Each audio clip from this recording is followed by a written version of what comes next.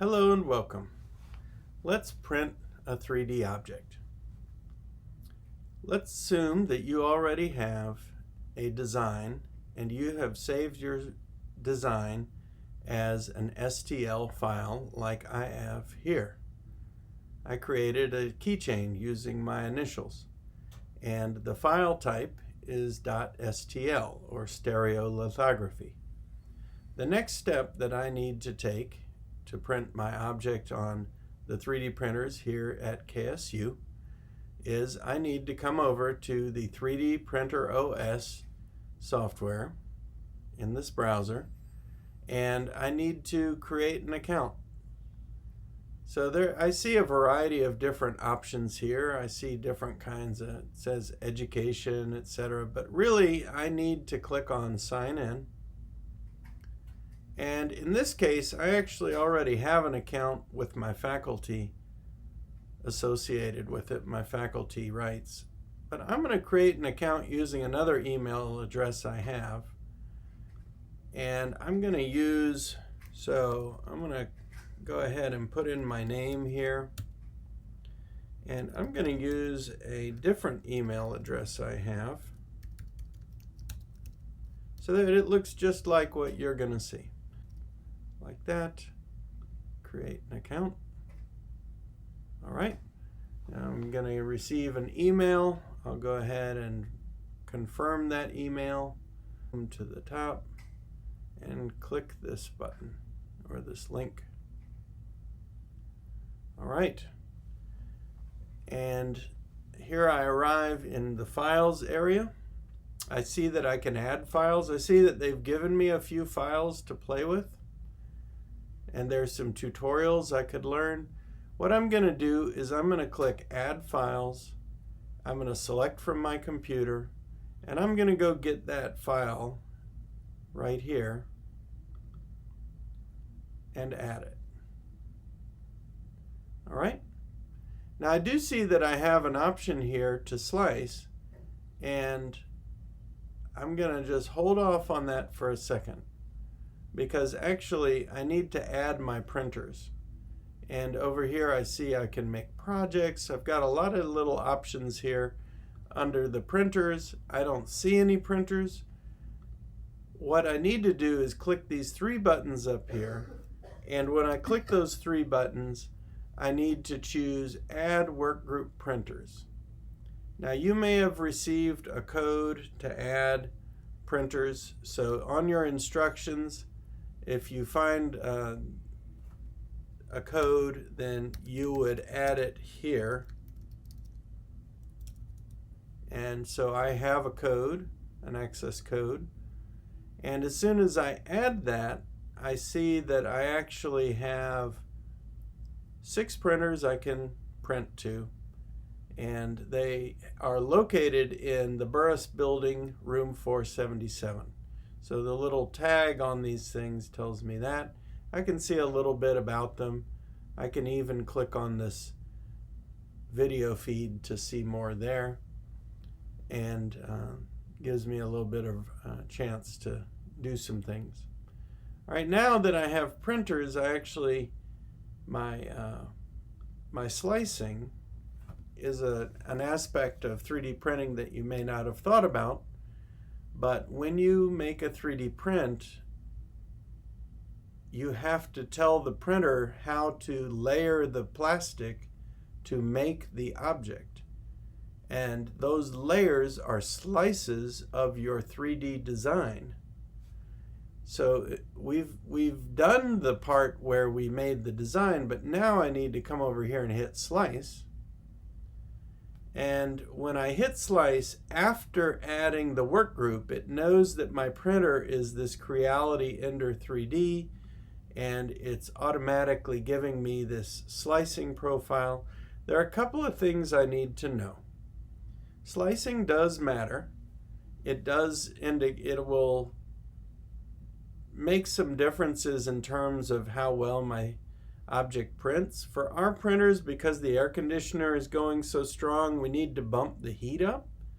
The extruder heat is the heat of the nozzle where the plastic comes out. That's what actually melts down the plastic to allow it to flow. And that extruder should be at 210 degrees Celsius. The table is where the object has to stick to the table because the table moves around as the extruder pushes out the plastic. And so what we need is the table to actually be warm enough to stick the plastic to it. And we found that the best temperature for that is about 60 degrees Celsius. My object, which I can see here, is flat to the bed of the printer. If it weren't flat to the bed, I would need to turn on supports. So if you've got overhangs or your object is round on the bottom or something like that, you'll need to turn on supports and the printer will actually accommodate that. Now I want a better shell. I actually want it pretty strong, and it's actually going to be, because my object's only 2 millimeters thick, it's going to print solid at this point.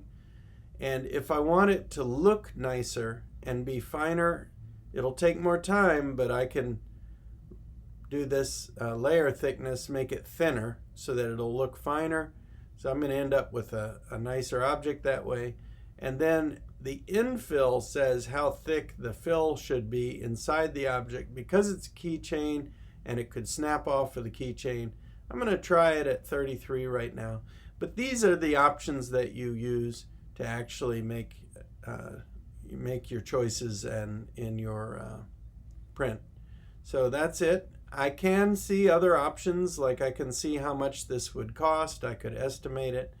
Because right now it's free to print, I don't have to think about that. But if you were printing for your personal uses, not for a class, then you would get a subscription from the 3D Center, and you could then print as much as you like, but it would get charged to your account.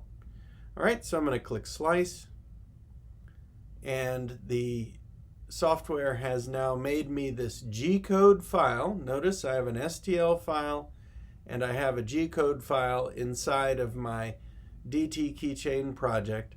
The cost of this keychain to print is 4 cents, so it's really not an issue, and it'll take about 16 minutes to print.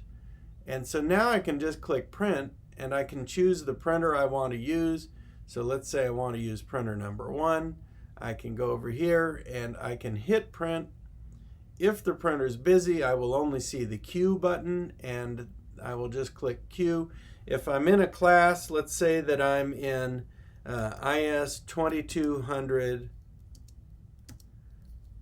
10 a.m., and I am in Professor Shaver's class, I would put that on the note here, and I would go ahead and hit print. And at this point, if my printer has a video feed, I can watch the print happen. There are some issues with printing where it will, the heat is going to go up. I can go through a whole variety of options here, and this window will stay open as it's printing, and then I will be able to see my print at the very end. So with that, I have now completed my print process from the software side. The next thing I would do is go to the lab, or if I'm online and I'm going to receive my print from online, I would need to send a note. That note should have included the address and mailing instruction for receiving my print. That's it. Happy printing. I hope it all goes well. Please note that sometimes your print doesn't actually work quite right. Sometimes it breaks off from the bed, or you have to print it a second time and reslice it to change the settings to make it a little better, especially if you forget to bump the heat of the bed or the extruder. So you might have to run your print more than once. That's okay. That's part of the reason this is an emerging technology, and it's not all smooth and easy yet. And that's why it's valuable to learn it too, because it takes some skill and thought to make it effective. So like I said, happy printing. I hope it all goes well. Take care.